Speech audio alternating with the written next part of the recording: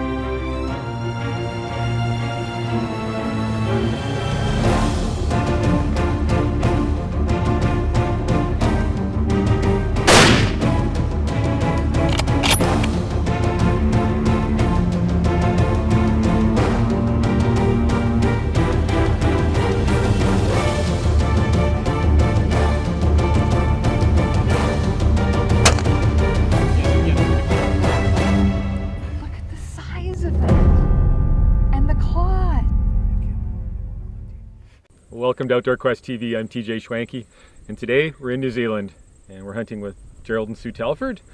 And Gerald, we've been hunting with you for I guess about 4 or 5 days now, and we're off on yet another New Zealand adventure. Yep, the big adventure this time. I think this is Tahr country we're driving up into now. Lake Ohau behind us, so going to get right up into the big mountains and start looking for tahr. Well, one of the things about this country, just when you think it can't get any more beautiful, you turn another corner and you're like, wow. So tell us a little bit about the hunting we're going to be doing here in the next few days. It's going to be that classic spot and stalk stuff, but most of the hard work will be done not far from the vehicle in these bottom faces, binoculars, locating the animals, spotting scope comes out, try and ascertain the trophy potential, whether we can get there, get back, recover the animal, all sorts of things to consider. Normally, spot them in the evening, put them to bed, locate them again in the morning because they don't move very much, they're very territorial, creature of habit. And either sneak up and get them in their beds or wait for them to get back onto their feeding grounds. Well, as much as I'm enjoying the view from here, let's get back in the truck and get going. Oh, okay. Well, we finally made it to Tahr country, and we'll head out this afternoon and hopefully spot some, and you never know. That's we might it. Find something, right? Glorious day. Absolutely Couldn't get a better fabulous day. Oh, today I get to shoot first. That's I the believe plan. you. Absolutely. You made that decision? Yep, we did. So We did. well, let's get on with it. You bet. Okay. We're going. So, Gerald, what's the plan of action this afternoon? The cunning plan is off the Skyline Ridge, Right. just into that tall timber. There's a nice terrace up there overlooking the creek, and we're just going to set ourselves up there and spend the afternoon and the evening blasting that brush on the other side. So you're hoping that they'll just come out right up on that Yeah, I bench am. there? Yeah, she'll make life easier. We can sit there and stare at wonder at the ones on the top of the mountain, But you were saying a lot of times they'll just feed right on these faces here, right? yeah, and they like the shade. They come. It's pretty hot up there. Even in the first snows around, you full sun and a big coat that's two-thirds of an inch thick. Okay. Those big bulls overheat, so they like it down here where there's plenty of feed, plenty of shade. Right. And now, so normally they'll come out in the morning, bed down all during the day, and then come out in the evening. Yeah, and you can just about set your watch by it. I'd like to say 4 o'clock. We'll start to see them. We'll start to up see here. them. Yep.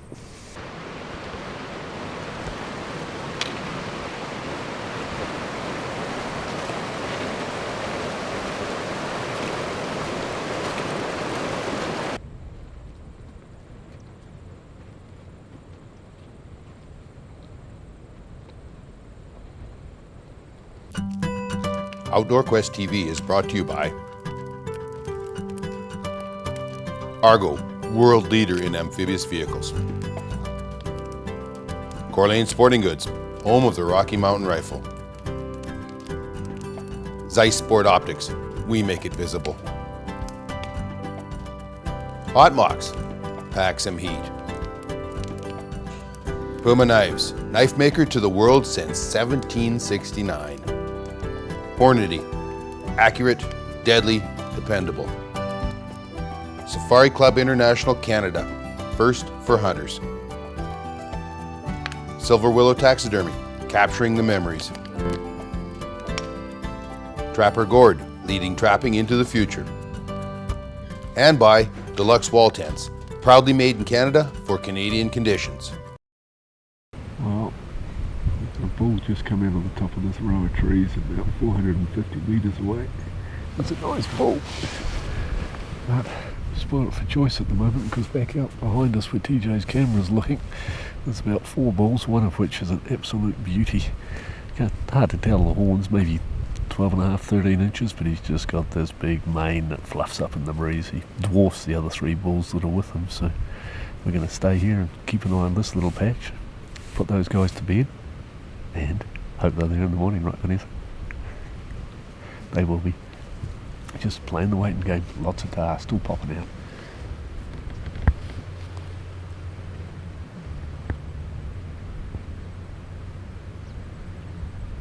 Wait for other bulls to come out with this one up here. Yeah, maybe there's a bit of wind around or something. There's something's not quite. So we're getting down to last light. There's a really good bull over there. And there's a really good bull over there. And there's a pretty good bull right there. So it's kind of like, which one do you go to after? So we're going to stick it out, put them all to bed, see which plan we go with in the morning. They're all great bulls, so I'd be happy with any one of them. Of course, being that I've been judging bulls for the last 2 hours, I'm an expert by now. Time to put these bulls to bed, I think. Just quickly break off this hill back down to our transport below us, and we might get one last look at those bulls before we drive out. Hopefully first light tomorrow we can pick them up pretty much where we left them now. There'll be a few anxious moments, I'm sure, but we'll find them. It's not that far away from where we put them to bed last night, Vanessa. You see the dead sticks at the bottom, right in front of us. Follow that ridge right up till it starts to disappear out into the main terrace out there. They're just in the brush and on the edge of it. Not easy to see. It's always about going up, but we'll go out through the bottom of this fan. We should be able to stay out of cover in this big draw that goes up underneath them. And then probably when we get to what we call the snow fence, we can cut out one more ridge to the left, come out until we're directly opposite them. Normally you get that catabolic wind in the morning, so we'll stay back and downwind of them, and by the time we get there the wind would have swung and all will be sweet. It's planned.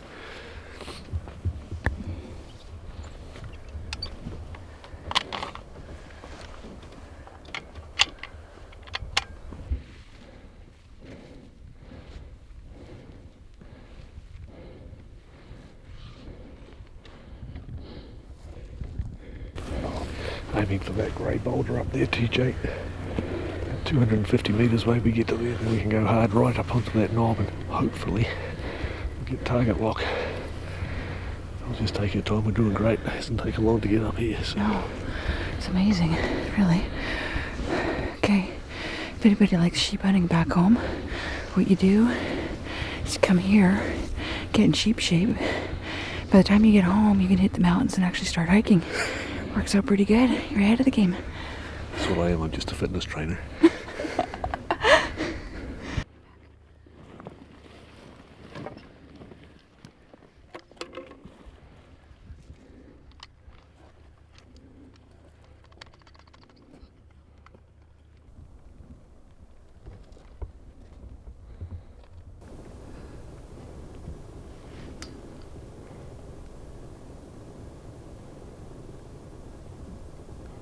They've dropped into that dip. I think we should use that chance to get down and over. If we can cut 325 down to 200, I'd be happy. Moving away from us on an acute angle, so see what we can do.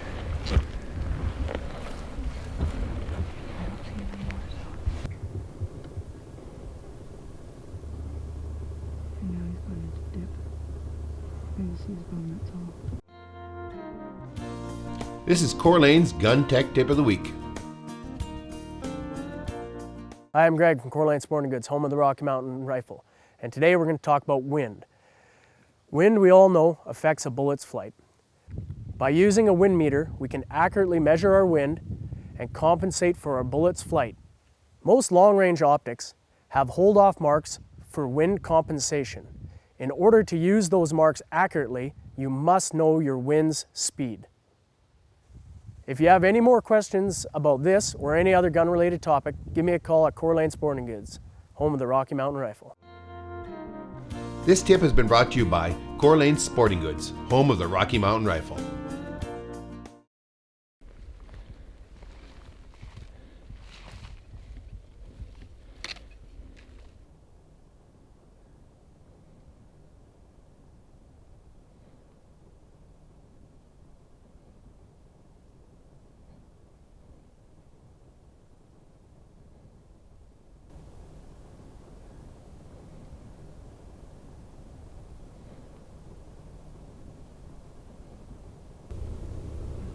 It's alright, be patient.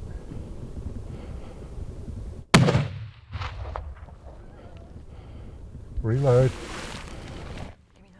So it looks like we glassed up there. We've seen the 3 Tahr head up. We haven't seen the one I shot at. It sounded like great shot. We heard that thwack. Yep. So right now we're just sitting still and just letting things play out for a while, and We wait. And this is where you look back down the hill over TJ's head and you see that little green speck, ooh, the way down there. And you can see why they don't take much notice trucks when they drive up tracks. Well, what a fabulous day. It's alright, isn't it? Nice start to the day, Yeah, isn't it it? is. Yep. Yeah. There's no better way to spend the morning. He is absolutely phenomenal. But what a fabulous morning. And so I guess what we'll do is we'll cape this beauty out. I'm going to do a lovely shoulder mount. Yeah, no, he'll be magnificent. I mean, those guard hairs on him, he's over 10 or 12 inches long, just a hair, he'll look like a He'll just be magnificent. phenomenal. So we'll cape him out. Yep. Head down the mountain. We will. Have a nice lunch.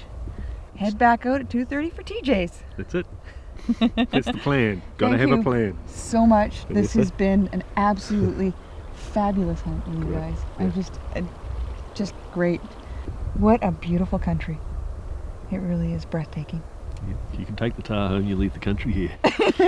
Just means I have to come back. True. Okie dokie. The work begins. Yes. Yeah, I'm TJ Schwanke. Glad you could stay with us in Outdoor Quest TV. We're in New Zealand today, and we're hunting with Gerald Telford.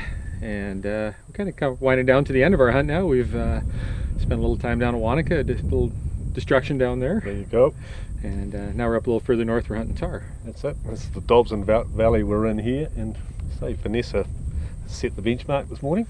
She did kill a really nice Tahr. So now we were up here last night and put several Tahr to bed, including the one Vanessa killed this morning. But we're over on another ridge now that we saw a really good bull on last night as well. Yeah. And I think we're just going to have to position ourselves in the hope that he's going to come down on the same track that he did last night, which is pretty good odds.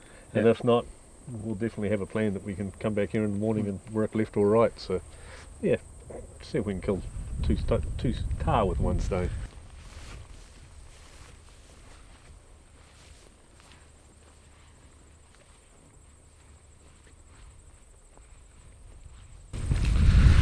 Man, it's a hot one out here today. We, I don't know, just climbed up about 1,000 feet from the truck, I guess. And we're just gonna hunker down here for a bit and glass. We don't want to get too far up there in case there are some Tahr down low. We saw, quite a few last night down lower, so we don't want to get too far into them. There was one really good Tahr way up this ridge behind me. but he actually came all the way down, probably pretty close to the level we're at now. So just give it a while, sit here. But holy man, is it hot. I thought we'd be fighting cold and wet weather when we came here, but apparently this part of New Zealand is really dry and doesn't get a lot of rain. Sounds like the coastal areas do and the northern area does, but we've had nothing but bluebird skies since we've been here.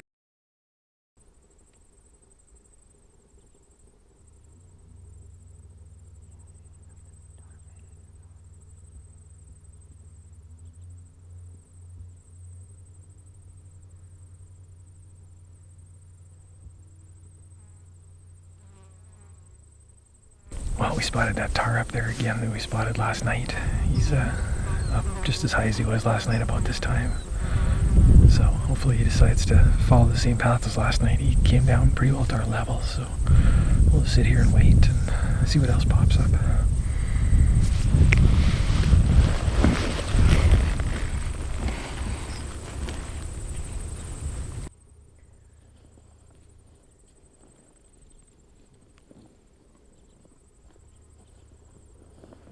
Just came up about another 200 meters.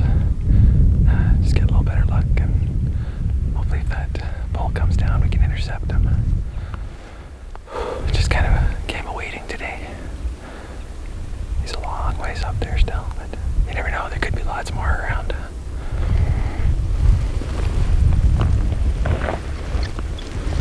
Now Gerald decided we should move up the hill about another 350 yards. There was a patch of trees up there that would give us really good cover. And we can just kind of hide out there and hopefully that Tahr made his way down. And if he did, we'd be in a perfect position to intercept him. So what we did is we packed up all our gear. You know, Vanessa put the camera in her backpack. I threw the rifle on my back and we started up the hill. Unfortunately, just when we got to the patch of trees, there was an unseen Tahr popped out of the bottom on the right-hand side in a valley. I scrambled to get my rifle ready. Gerald got the binoculars on it to judge it, and Vanessa really had to scramble to get the camera out of her backpack and get it on the Tahr. Now I was shooting the Rocky Mountain rifle in 270 WSM, and I was shooting 130 grain GMX bullets. So I was really well equipped to take the shot, but things were happening fast. And this is where the Rapid Z system on the Zeiss comes in so handy. I didn't have to consult any charts. I didn't have to turn any turrets. All I had to do is put the appropriate crosshair on it, get settled, squeeze the trigger. Well, watch the footage. You decide for yourself how well it worked. I'm on him and I'm recording.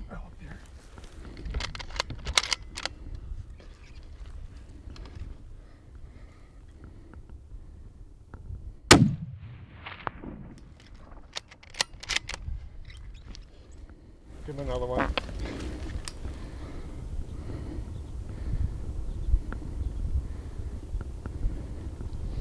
Okay, so we didn't need it. Nice shooting. Come on down, buddy. I was looking lower, I didn't see him, and then I saw Vanessa look higher. And there's everything you don't want to do when you're shooting long range. Just have your heart rate elevated, sweat in your eyes, breathing hard. Sweet shot. And someone's saying, he's gonna run, he's gonna run. I only said it once. 300. Yeah, on button. 334 yards, I think it was. Right. I held a 300-yard crosshair right in his chest. It's funny, he sure soaked up that bullet though. Yeah, stood there. And I was on him again, but then I saw his back leg starting to go like this. I'm like, no, I'm just gonna let him. And I knew he was. I think he just was lung hit. Lovely shot. That's a good bull. I hope so. Oh, yeah, it is. It's yours. I saw about 4 seconds of him, so. I don't know whether he must have winded us. He must have. Just gave that little, hear that whistle? I didn't, but I couldn't hear much above my heart rate. Yeah. No, sweet shot. Thank you very much. That was a haul. We did. A little bit more than we needed to. Yeah, sorry you didn't get to see us come up here, but we had to go fast, and I think it was 350 yards to here. Yes, it was. That bush right there, and boy, we did that in record time. Gather up our gear and unload here. Good. And where did he come from, Vanessa? Just popped up out of the woodwork. Oh, we didn't have much time for the sun's going down fast on us here, so we're gonna get this done quickly. We made our way over here and he was deader than dead when we got here. He's very dead. So we got him set up, and really different horns than the one Vanessa shot though. Totally different. I mean, lighter in the bases, longer, just you really two different bulls, but really nice bulls. I like the way he really curves down too. whereas Vanessa's sort of curved in like a heart at the back. Yeah. And this one's like half an inch longer than Vanessa's, right? So he's way bigger. Well, if you're into inches, I guess it's important. Hey, I want to thank you, Gerald. Pleasure's mine. I've hunted with a lot of people over the years, and I got to say, you're one of the most pleasurable people I've ever hunted with. You make things fun, and you worked my tail off, and we hunted hard, and that's Yeah, we did. anytime I go somewhere, I love to hunt hard, and we sure did that. Now, you said you've killed 2 bulls a lot of times in the same day, but not very often on 2 separate mountains, basically. Yeah, no, quite often you'll get one and then 5 minutes later get a second one out of the same group, but this was just a completely different stalk that started off about 1,000 feet below us. So. Yeah. Well, as most people know, Gerald, I could sit here and talk all day, but we got a lot of work ahead of us. We got to get him caped out, and we've got a good hour down to the truck. So I want to thank you again. And if you want to get information on hunting with Gerald and Sue Telford, all their information is going to be right at the end of this program. Or as always, you can find it at outdoorquesttv.com. Thanks. This has been one heck of an adventure. New Zealand, I love it. For more information on booking your own New Zealand adventure, contact Gerald and Sue Telford of Telford Fishing and Hunting Services at flyfishhunt.co.nz. Outdoor Quest TV is brought to you by Argo, world leader in amphibious vehicles. Corlane Sporting Goods, home of the Rocky Mountain Rifle. Zeiss Sport Optics, we make it visible. Hot Mox, pack some heat. Puma Knives, knife maker to the world since 1769. Hornady, accurate, deadly, dependable. Safari Club International Canada, first for hunters. Silver Willow Taxidermy, capturing the memories. Trapper Gourd, leading trapping into the future. And by Deluxe Wall Tents, proudly made in Canada for Canadian conditions. This has been an Outdoor Quest TV production. Visit us online at outdoorquesttv.com.